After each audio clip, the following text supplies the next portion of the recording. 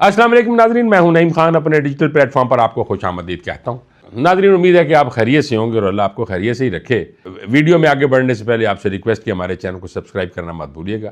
Video اچھی لگی تو لائک اور شیئر ضرور کیجیے گا اور بیل آئیکن کو بھی دبا دیجیے گا۔ ناظرین، ایران، امریکہ اور اسرائیل تینوں کی جنگ میں اب باقاعدہ شمولیت کی ہے بڑی اور دو طاقتوں نے، اور وہ ہیں رشیا اور چائنا۔ اور اگر یہ جنگ واقعی اس طرح بدستور رہی تو ناظرین، میں 1 سال سے اپنے ویلاگز میں یہ کہتا آ رہا ہوں کہ تیسری عالمی جنگ سر پر کھڑی ہوئی اور تیار ہے۔ ناظرین، یہ کوئی نہ میں کوئی پیغمبر ہوں، نہ کوئی ولی ہوں، نہ کوئی اوتار ہوں، نہ کوئی آسٹرولوجر ہوں، لیکن ایز اے صحافی یہ دور اندیشی ہم نے اپنے استادوں سے سیکھی، کتابوں میں پڑھا، اور پھر جب مختلف ملکوں کے مختلف دوسرے ملکوں کے ساتھ تعلقات کو اور ان کی جو وہاں پہ پروڈکشن ہو رہی ہوتی ہے کنٹریز کے اندر، اور وہ کیسے اس کو یوٹیلائز کیسے کیا جاتا ہے، کہاں پریزرو کیا جاتا ہے، یہ تمام چیزیں ناظرین دیکھتے ہوئے پھر ایک تبصرہ کیا جاتا ہے اور ایک تجزیہ ہوتا ہے جو کہ اللہ پاک کی مہربانی سے پھر وہ سچ پر مبنی ہوتا ہے۔ ناظرین، اب آتے ہیں ناظرین، ایران کے اہداف امریکہ کی صحیح پوائنٹس پر کیسے پڑ رہے ہیں۔ ناظرین، یہ تمام اہداف بتانے والا رشیا نے ایران کو متواتر، وہ کہتے ہیں نا فیڈنگ کرنا، یہ فیڈ کی اور امریکہ کے صحیح اثاثوں کی معلومات فراہم کر دی، جس پہ ایران جو بھی اٹیک کرتا ہے عین ہدف کے اوپر جا کے پڑتا ہے۔ اب چائنا نے کیا کیا؟ چائنا نے کہا جی کہ ہم بھی آپ کی امداد کرتے ہیں۔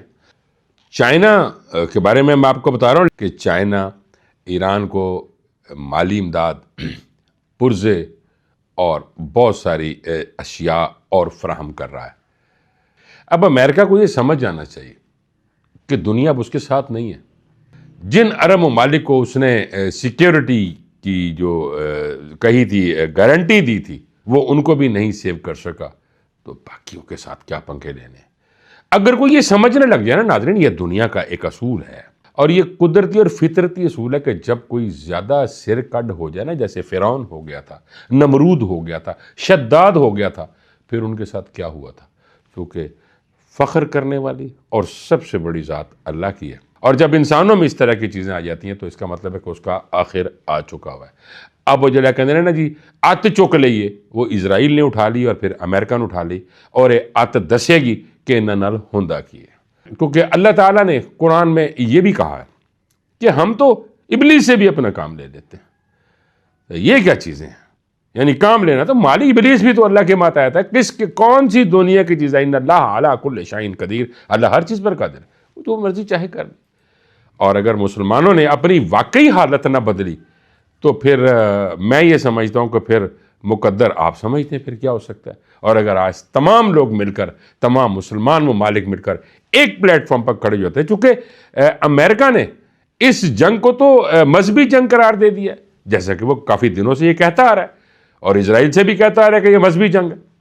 تو اگر مذہبی جنگ چھڑ گئی ناظرین، تو پھر ادھر اینڈ یہی ہے کہ امام مہدی نہیں پھر آنا ہے، پھر اور کوئی گل نہیں رہ سکتی۔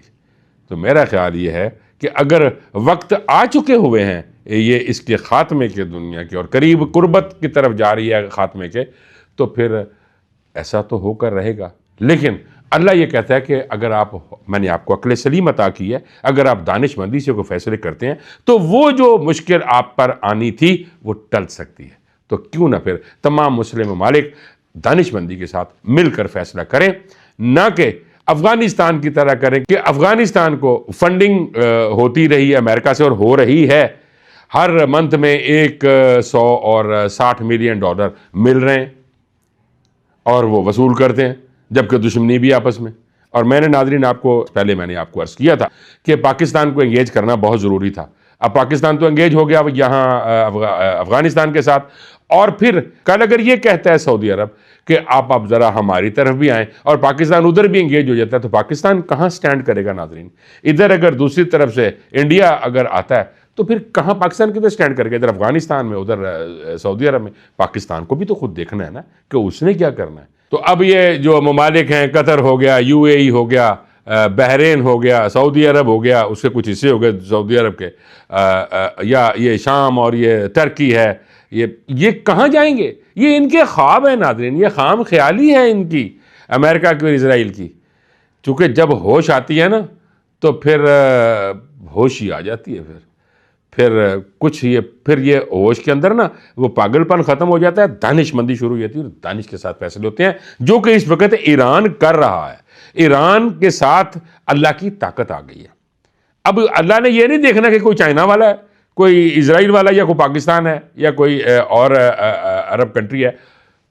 اللہ نے ساتھ دینے کا وعدہ کیا. خود آنا نہیں ہوتا، فرشتوں کو نہیں بھیجا جاتا، اس طرح بندوں کو ترغیب دی جاتی ہے. اور اب یہ دیکھیے خود امریکہ مجبور ہو گیا یہ کہنے پہ کہ ایران کا ساتھ رشیا اور چائنا دے رہے ہیں. اب ناظرین غور کریں، مالی امداد بھی آ جائے، پرزے بھی آ جائیں، جنگی آلات بھی آ جائیں، اور صحیح انفارمیشن آ جائے ٹارگٹ پہ مارنے کی، کون نہیں جتتا پھر؟ یہ اللہ دی امداد ہے. ناظرین میری بات کی صداقت یہ دیکھ لیجئے کہ CNN بھی مجبور ہو گیا ہے یہ کہنے کے اوپر کہ ایران اپنے صحیح اہداف پر نشانے لگا رہا ہے اور کامیابی کی طرف چل رہا ہے. اب CNN کی رپورٹ ناظرین میں آپ کو سناتا ہوں. CNN نے کہا کہ ایران نے کمیونیکیشن، راڈار اور جاسوسی آلات نشانے سے ایئر ڈیفنس کمزور کرنے کی کوشش کی. CNN کی تحقیقاتی رپورٹ کے مطابق سیٹلائٹ تصاویر کے تجزیے سے ظاہر ہوتا ہے کہ ایران نے جنگ کے آغاز میں ہی اردن میں جدید ترین تھاٹ سسٹم کا ریڈار تباہ کر دیا تھا. متحدہ عرب امارات میں بھی 2 مقامات پر تھاٹ ریڈار کو نشانہ بنایا گیا. اماراتی ریڈار عمارت کے اندر ہونے کے سبب ٹھیک نقصان کا اندازہ ممکن نہیں ہے، جبکہ قطر میں ارلی وارننگ ریڈار سسٹم بھی تباہ کر دیا گیا. CNN کی رپورٹ میں کہا گیا کہ ایران نے کمیونیکیشن، ریڈار اور جاسوسی آلات کو نشانہ بنا کر ایئر ڈیفنس سسٹم کو کمزور کرنے کی کوشش کی ہے. CNN کی رپورٹ جو خلیجی اڈوں کے بارے میں ہے، اس سے مجھے ایک چیز یاد آ گئی. کون سی اڈوں کی بات کر رہے ہیں اور یہ کس طرح کی بات کر رہے ہیں کہ امریکہ اب ان کی حفاظت کرے گا اور وہاں پہ اڈے بنائے گا؟ اور انہوں نے کہا جی ہاں ٹھیک ہے جی. یعنی اندازہ کریں ناظرین کہ اتنا خوف. اب عرب تو بہادر قوم تھی، تلوار کے ساتھ جب بات کرتے تھے گردنیں اڑا کے رکھ دیتے تھے، گھس جایا کرتے تھے صفوں کے اندر. کس اصحابی کی بات کریں، کس جو تابعین کی بات کریں، گھس جایا کرتے تھے صفوں کے اندر، لاکھوں کے اندر، مجمع کے اندر جاتے تھے. آج وہی عرب ہے، عیسائیوں کو کہہ رہے ہیں ہمارا تحفظ کریں. کس سے تحفظ کروانا ہے؟ تحفظ کروانا تھا ایران سے نہیں کروانا تھا، تحفظ کروانا تھا اسرائیل سے. اور آج اسرائیل کے ساتھ مل کے ہی ایران پہ حملہ کیا. اور ایران کیا کر رہا ہے کہ جو اڈے انہوں نے بنائے تھے امریکہ نے عرب خلیجی ممالک کے اندر، ان کو تباہ کر رہا ہے. اب خوف سے کیوں کانپ رہے ہیں آپ لوگ؟ خدا کا نام لیں، اپنے اندر وہی عرب طاقت لائیں. وہی آپ تو عرب اپنے آپ کو کہتے ہیں اور کہلواتے ہیں، چونکہ کہنے میں اور کہلوانے میں بہت فرق ہوتا ہے، بہت فرق ہوتا ہے ناظرین. اب کوئی بچہ پاکستان کا عرب میں پیدا ہو جاتا ہے اور وہ وہاں پہ ہی جوان ہو جاتا ہے، وہیں شادی ہو جاتی ہے، وہیں آگے وہ اس کا سلسلہ چل پڑتا ہے، تو کیا وہ عرب ہوگا؟ نہیں. تو اب یہ دیکھنا ہے کہ اگر آپ عرب کہلواتے ہیں تو غیرت بھی وہی لے کر آئیں. کون سے حفاظت کی بات کرتے ہیں اور اپنے ممالک میں اڈے؟ یہ اڈے آپ کی حفاظت کے لیے نہیں تھے، یہ خدا نہ خواستہ خاکم بدہن کہ اسلام کو ختم کرنے کے لیے اڈے بنائے گئے تھے. آپ خوش ہیں ہماری حفاظت کے لیے اور آپ مزے سے عیاشیاں کر رہے ہیں، محلات میں پڑے ہوئے ہیں. کون سے محلات؟ کیسے محلات؟ دنیا سے جب چلے جانا ہے ایڈی کو کور ہونی ہوتے تھلے لمبا پہ جانا تھا، حساب تھا جواب دینا. کس طرح دنیا کو یہ عقل آ جانی چاہیے، اور خاص طور پہ خلیجی ممالک کو یہ عقل آنی چاہیے. وہ کہتے ہیں نا زیادہ پیسہ بھی انسان کو ڈرپوک کر دیتا ہے، اور یہی وجہ ہوئی ہے. LNG تواڈے کول، پیٹرول تواڈے کول، گیس تواڈے کول، سونا تواڈے کول، زر و جواہرات تواڈے کول. یہ ٹیسٹ ہوتا ہے، یہ ٹیسٹ ہوتا ہے، اور اللہ نے آپ کا یہ ٹیسٹ لیا اور آپ کو نیست و نابود کیا اور شرمندہ کر دیا پوری دنیا کے اندر آپ لوگوں کو. اب ذرا اندازہ فرمائیے کہ ایران کے حملوں کے بعد امریکہ ان کو چھوڑ کر کیسے بھاگ گیا. یعنی وہ جو میں عرض کر رہا ہوں نا، اپنی غیرت واپس سے لے کر آئیں. یہ یہود و نصارہ نے آپ کو تحفظ نہیں دینا، یہ تو آپ کے خلاف ہیں، یہ آپ سے محبت نہیں کرتے، یہ آپ کے خلاف ہیں.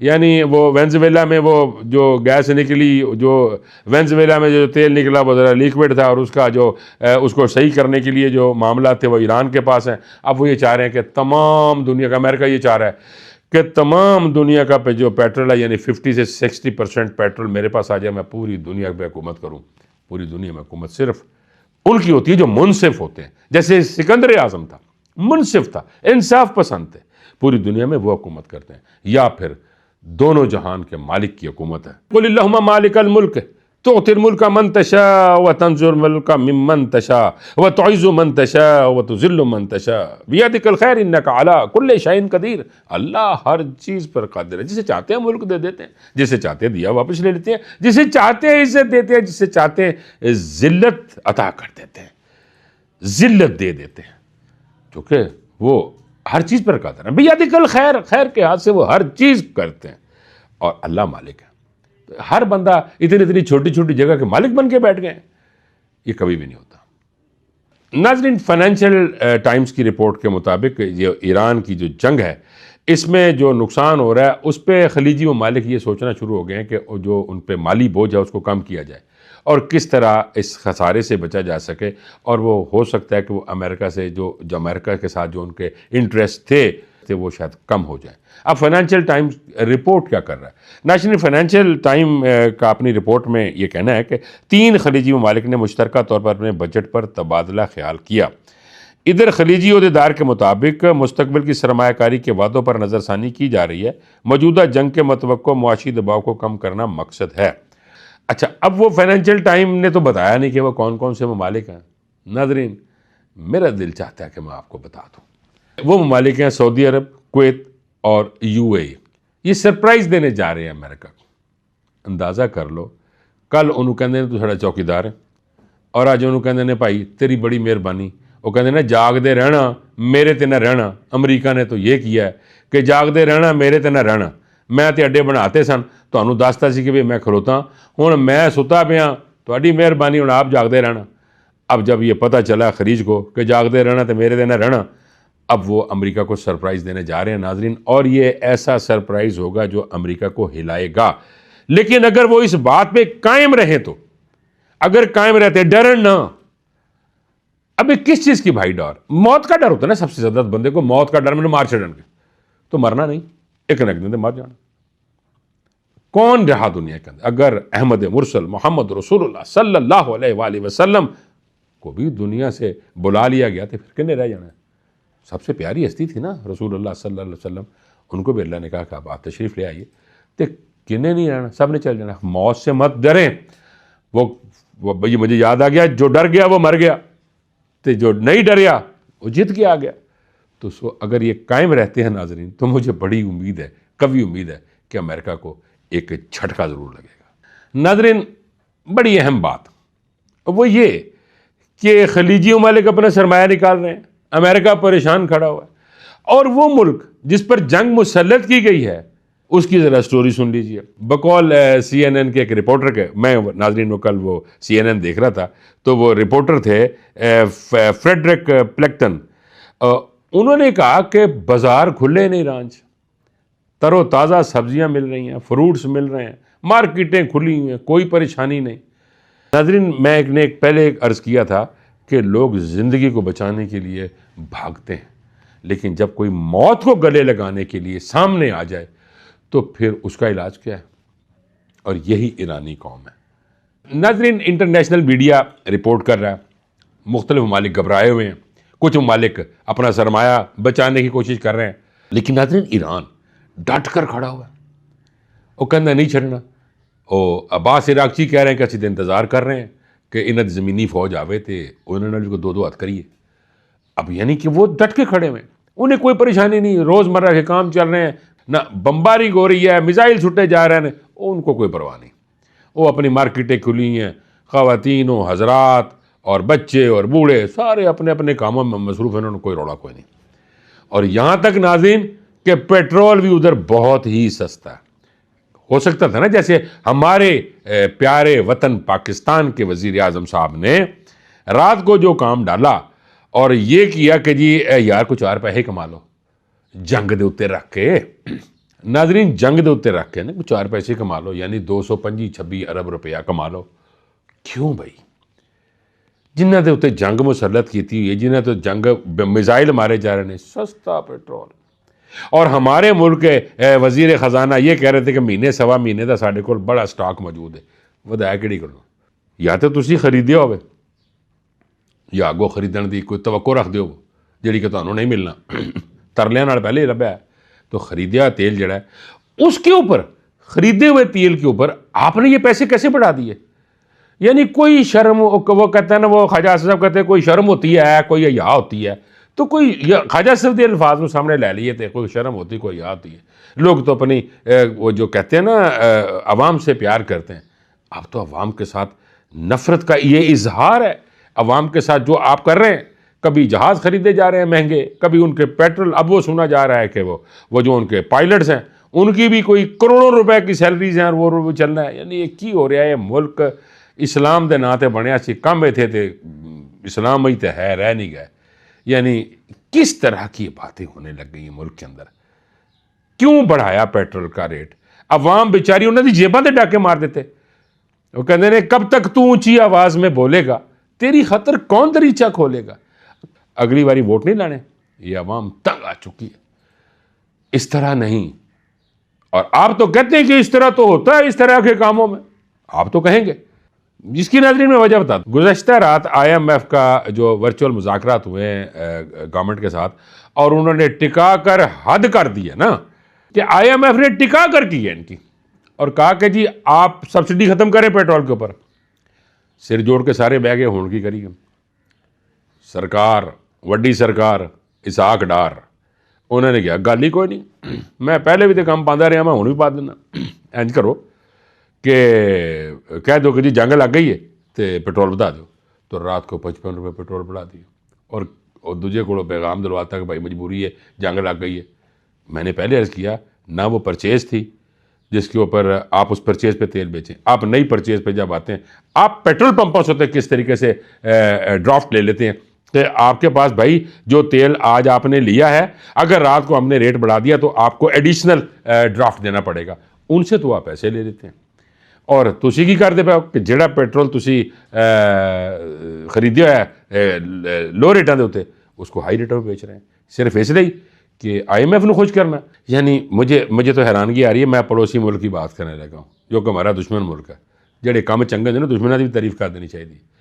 وہاں پہ پیٹرول جو ہے وہ جو دہلی ہے وہاں پہ چونکہ ٹیکسیز نہیں ہیں، وہاں پہ 99 روپیز پر لیٹر بک رہا ہے، اور کلکتہ میں یا باقی بامبے میں 109 روپے لیٹر. انہوں نے بھی وہ بھی تو کہہ سکتے سن نا کہ جنگ آ گئی میرے آباد کر دو. اب ذرا اہم بات اس میں کرنے لگا. ٹرمپ تو ایک طرف یہ کہتے ہیں کہ جی میں 12 جہاز گر گیا، 9 جہاز گر گیا، 7 جہاز گر گیا، 6 جہاز گر گئے، اور وہ مودی کی ٹکا کر جو ان سے ہے وہ کر رہے ہیں. اور دوسری طرف اب یہ کیا کہہ رہے ہیں کہ مودی کو 1 مہینے کی اجازت ہے کہ وہ رشیا سے تیل لے سکتا ہے. اب ناظرین ذرا غور فرمائیے کہ جو ٹرمپ ہیں وہ یہ کہہ رہے ہیں کہ جناب مودی 1 مہینے کے لیے اس کو اجازت ہے کہ وہ رشیا سے تیل لے سکتا ہے، مگر پاکستان ایران سے سستا تیل لے تو نہیں سکتا، لیکن ایران جنگ کا بہانہ لے کر عوام کا تیل نکال ضرور سکتا ہے. ناظرین اب یہ دیکھتے ہیں کہ حکومت ایک اور کیا نیا لارا لگاتی ہے. وہ مجھے یاد آ گیا نا گانا کہ کوئی نواں لارا لا کے سانو رول جا، جھوٹے آوے کہ جھوٹ ہور بول جا. اب یہ دیکھتے ہیں کہ کون سا جھوٹ نیا بولا جاتا ہے. ناظرین اب تک کے لیے اتنا ہی. امید ہے کہ آپ کو ویلاگ پسند آیا ہوگا. آپ سے ملاقات ہوگی اگلے ویلاگ میں. تب تک کے لیے اجازت دیجیے. اللہ نگہبان.